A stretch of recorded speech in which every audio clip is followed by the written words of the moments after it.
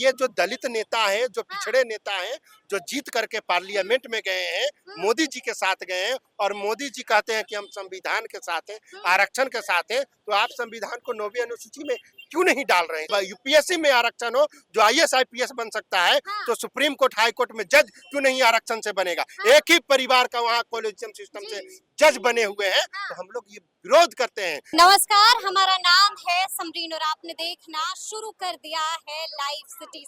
देखिए, आपको याद होगा कि कुछ दिन पहले नीतीश सरकार को पटना हाई कोर्ट से बड़ा झटका लगा था। आपको ये भी याद होगा कि पटना हाई कोर्ट ने आरक्षण के दायरे को बढ़ाने के फैसले को रद्द कर दिया था। देखिए, इस वक्त लाइव सिटीज की टीम कारगिल चौक के पास मौजूद है और आप देख सकते हैं कि यहाँ पर आरक्षण अधिकार मार्च निकाला गया है और यहाँ पर अच्छी खासी तादाद में युवा भी इकट्ठा हुए हैं। तो आइए फिर इन्हीं से बातचीत करते हैं और जानने की कोशिश करेंगे कि आखिर इस मार्च को निकालने के पीछे की बड़ी वजह क्या है। देखिए, हमसे बातचीत करने के लिए यहाँ पर अमर आजाद जी हैं, दलित युवा नेता हैं। क्या हो गया है, मार्च क्यों निकाला है? मार्च हम लोग निकाले हैं कि जो बिहार में जाति जनगणना हुआ था और जनगणना के आधार पर जो हम लोगों को आरक्षण बढ़ाया गया था, पहले हम लोग का 50% आरक्षण था, 65% आरक्षण कर दिया गया, तो पटना हाई कोर्ट ने आरक्षण को निरस्त कर दिया। तो हम लोग सरकार की मंशा को समझते हैं। अगर केंद्र सरकार या चाहती एनडीए सरकार, जिसका लोकसभा में पुनः सरकार बना है, अगर संविधान की 9वीं अनुसूची में आरक्षण को डाल दिया जाता तो हम लोगों को तो आरक्षण के साथ कोई छेड़छाड़ नहीं करता। तो ये जो दलित नेता हैं, जो पिछड़े नेता हैं, जो जीत करके पार्लियामेंट में गए हैं, मोदी जी के साथ गए हैं और मोदी जी कहते हैं कि हम संविधान के साथ हैं, आरक्षण के साथ हैं, तो आप संविधान को 9वीं अनुसूची में क्यों नहीं डाल रहे हैं? इसका जवाब हम लोग मांगने के लिए। अनुसूची में क्यों नहीं डाल रहे हैं, आपको ये जवाब चाहिए, लेकिन एक जवाब आप भी दीजिए। देखिए, सरकार तो लगातार प्रयास कर ही रही है ना, कोर्ट भी चली गई, ये तो कोर्ट का फैसला है, सम्मान करना पड़ेगा। कोर्ट का फैसला है ना, मैं खुद एडवोकेट हूँ, तो कोर्ट का फैसला है तो उसको पार्लियामेंट से अमेंडमेंट करके जो संविधान की जो 9वीं अनुसूची में अगर वहाँ से कानून बन जाए तो ये पटना हाई कोर्ट या सुप्रीम कोर्ट कोई भी आरक्षण को छेड़छाड़ नहीं करेगा। तो हम लोग यही मांग करते हैं और ये हम लोगों को जो बराबर जो जुडिशियरी में जो न्यायपालिका है, न्यायपालिका में अगर आरक्षण होता दलित पिछड़े आदिवासी समाज का, तो हम लोगों को न्याय मिलता, हम लोगों के खिलाफ में फैसला नहीं आता। तो सबसे बड़ा जो कोर्ट है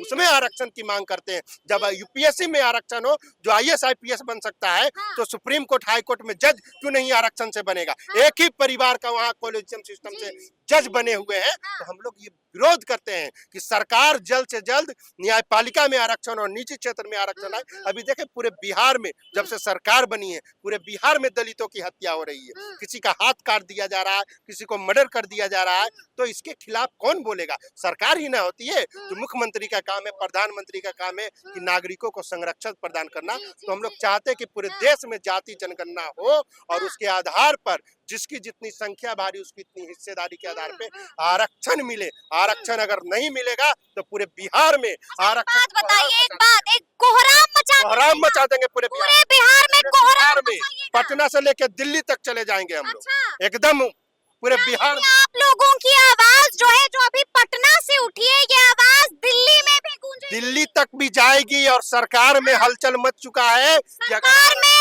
आरक्षण अगर नहीं मिलेगा तो ये सब दलित युवा आरक्षण का जो दलित पिछड़ा आदिवासी समाज के लोग हैं, वो पूरे बिहार से पूरे वहाँ हम लोग जाके दिल्ली में भी आंदोलन करने का काम करें। ये एक बात बताइए, क्या लगता है किसकी साजिश है? क्या लगता है? क्योंकि तेजस्वी यादव ने बड़ी बात कह दी, आपने भी सुना होगा किस पर आरोप लगाया है और क्या कुछ कहा है, किसने रुकवा दिया आरक्षण? तो आरक्षण तो सीधा तो मैंने बता दिया कि अभी पार्लियामेंट में जो लोग हैं वो बहुमत है उनका। वो इशारा क्यों कर रहे हैं? सीधी बात तो जो एनडीए के लोग हैं, मोदी जी हैं वहाँ पर, नीतीश कुमार जी भी साथ। नीतीश कुमार जी ने तो मांग भी कर दिया है, कर तो रहे हैं, कर रहे, तो हम उनकी मांग। नीतीश सरकार ने तो कहा है कि सुप्रीम कोर्ट जाएंगे, सुप्रीम कोर्ट फिर ये हड़बड़ी 9वीं अनुसूची में डलवाए।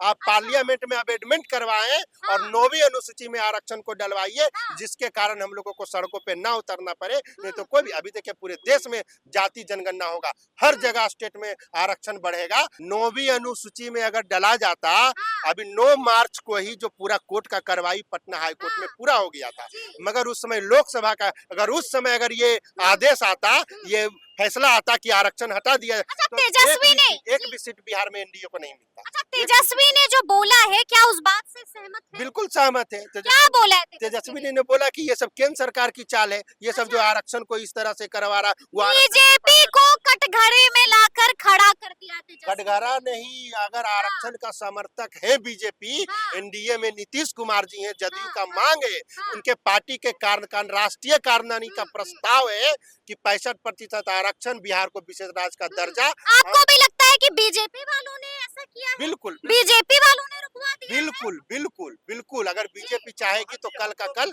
अमेंडमेंट करवा करके वो लोग पार्लियामेंट में 9वीं अनुसूची में आरक्षण को डाल देगी।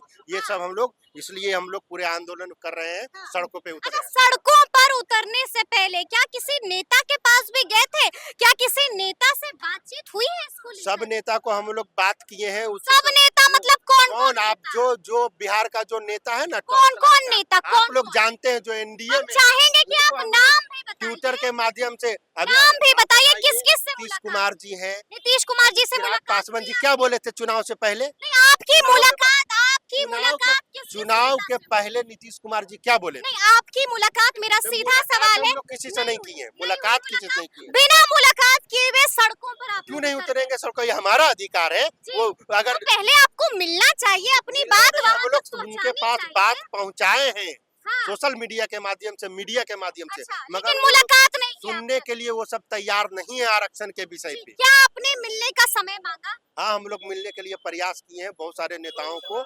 और किसने समय नहीं दिया अमर जी? देखा, हम नहीं बताएंगे, ये सब थोड़ा सा सीक्रेट बात है, वो सब हम नहीं बताएंगे।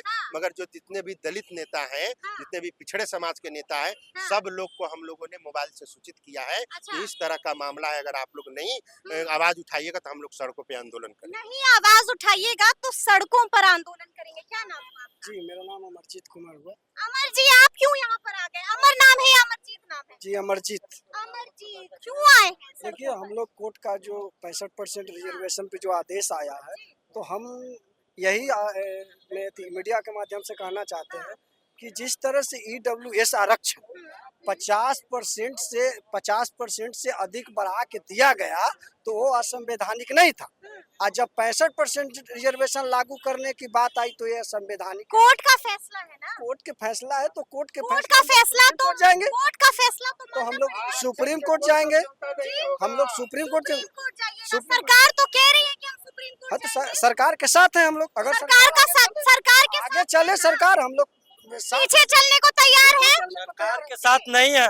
अगर कह रहे हैं हम सरकार के साथ हैं, आप साथ में, आप सरकार अगर जो 9वीं अनुसूची में 65% रिजर्वेशन को डाल देती है तो हम सरकार के खिलाफ हैं। सरकार अगर 9वीं अनुसूची में डाल देती है तो सरकार के खिलाफ है? क्या बात? सरकार के साथ है, 9वीं अनुसूची में डाल देती है। सरकार के साथ है। हाँ, अगर जो न्यायपालिका और निजी क्षेत्र में आरक्षण देती है तो हम सरकार के खिलाफ हैं।